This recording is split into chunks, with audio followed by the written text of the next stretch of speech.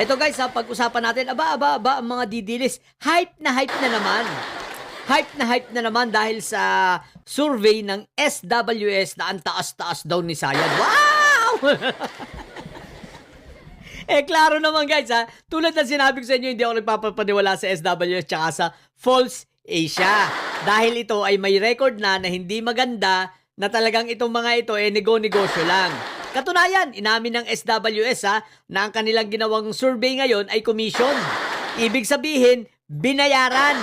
Hindi kagaya ng survey ng ng Okta Research na minsan talagang hindi commissioned ang service ang survey nila, no? At the same time itong bago yung RPMD ba 'yon? Yan mga yan ang hindi commissioned, mga talagang kusa lang kumbaga sa sarili nila nag-survey sila. Hindi kagaya nitong SWS na ito commission. Saan ka ba naman paano ka ba naman hindi magtataka at hindi matatawa, no? Ang taas ng survey ni Saya. Performance rating pa, what the heck? Teka, may tinatrabaho ba si Sayad? Sige nga mga didilis, magsabi nga kayo ng ginawa ni Sayad at trinabaho. Wala nga kayong masabi kahit isa. Ang sasabihin nyo, nagpatanim ng puno. Ang sasabihin nyo, pumunta sa patay. Ano pa performance ni Inday Sayad? Sasabihin nyo, pumunta sa dahig. Tapos sasabihin nyo, may nagyayapa ng investors. Mga tanga, dinalaw lang yung jowa niya sa Ireland. Tanga-tanga mo, inayupak na yan. Ang taas daw ng performance rating. Wow! Tsaka paano kayo magiging madami mga didilis? Palagi ko na lang itong tanong sa inyo. Bakit hindi kayo dumadami sa rally? O diba, ang dami nyo nung kay Isprikitik, dapat dumami na kayo nun para ipagtanggol nyo si Isprikitik, pero ilan lang kayo? Nasa 30. Ngawit na yung bunganga nung tagapagsalitaan nyo doon, si Park. Pero hindi kayo dumami. Diba? Tapos yung sa Davao, ilan lang kayo? Diyos ko po, Rudy, prayer vigil ninyo, walang pumunta. Paano kayo magiging madami? Kaya itong SWS, tatanga-tanga rin ito, obvious. Sa bagay, pera, syempre. May bayad. Pero, iba yung resulta sa nangyayari sa grounds. Alam nyo kung bakit mga didilis? Ito na lang, tulad na sinabi ko, ilan yung nyo? Ilan yung Taijan ka na lang na perma ninyo? 304,000. Sa loob ng 4 na buwan, what the heck? Ang dami-dami yung troll Ang dami-dami yung account ng troll. Bakit, ba't hindi kayo pumupunta?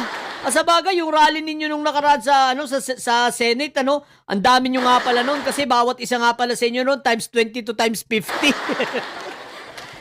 Kaya sabi nila, libo-libo kami kasi kung magbilang ito mga ito, ganun tapos nakita yung teka, anong pangalan mo sa vlog? Ito ako, ayaw nga pala, isang 100 nga pala ang account mo. Sabi nung vlog, oo, may 100 akong account. Kaya ang bilang nila doon sa isa, 100. Kaya mga didilis na ito, mga siraulo na, mga baliw na hype, ang taas na. Puro fake news. Ang isa pang fake news, yung sa ICC. Tapos pakakawalan na daw si ang tagal na niyang pakakawalan si Pentaboy Recycle talaga, recycle. Tapos si Bato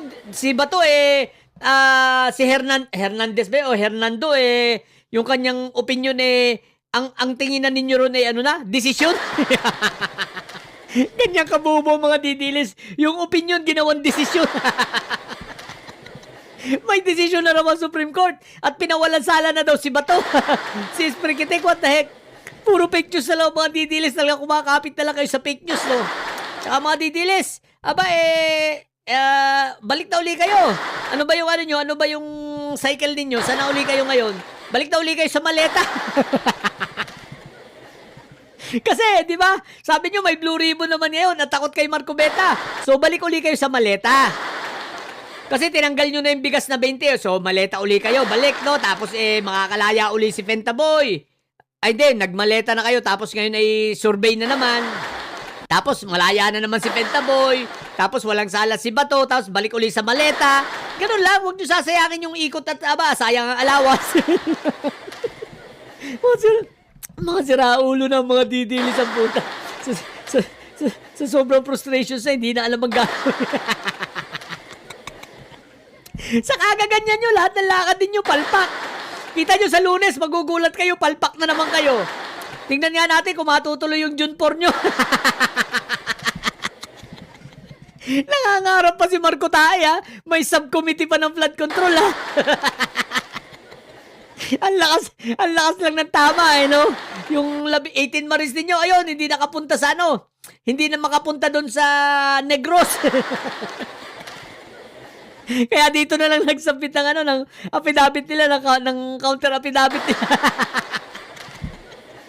Kasi nga, wala raw pamasahe. Sinungaling si Baluga, no? Si Atty. Baluga, wala daw pamasahe yung mga yung mga 18 Maris papunta ng Negros.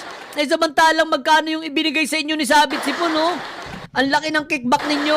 Sipin nyo, magkano lang binigay nyo sa mga yan? Diba, tigto 2.5 million, 10 million bawat isa sa mga yan. Ang bayad, tapos tinira nyo yung 7.5 million. Tapos walang pamasahe, what the heck?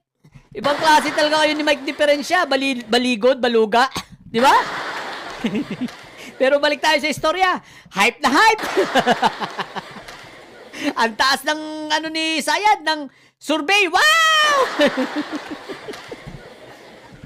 Tapos pag nagrarally, walang tao. Pag nananawagan ng rally, walang tao. Hype na hype. Tapos nagperma ng dyan ka na lang, dyan ka na lang. 304,000 sa loob ng 4 na buwan. Ang dami daw nila. 32 million. Yung pala 32 katao, kulang pa ng 2. Para makumpleto yung 32, no? Sa mga rally, walang dumarating. What the heck? Nilalangaw. Tapos hype na hype kayo. Ang dami nyo. Ewan ko sa inyo, mga siraulo na talaga kayo. Mga inayupa kayo, wala kayong magawa sa buhay. Anyway, mahaba-haba pa, 2 taon pa yung pagtitis. Tama yan, magaganyan kayo, sayang ang bayan, di ba? So, ilan muna sa mga bumundidilis at may sayad dyan, na hype. Natili kayo mga bobot may sayad sapagkat ang may sayad, laging high blood.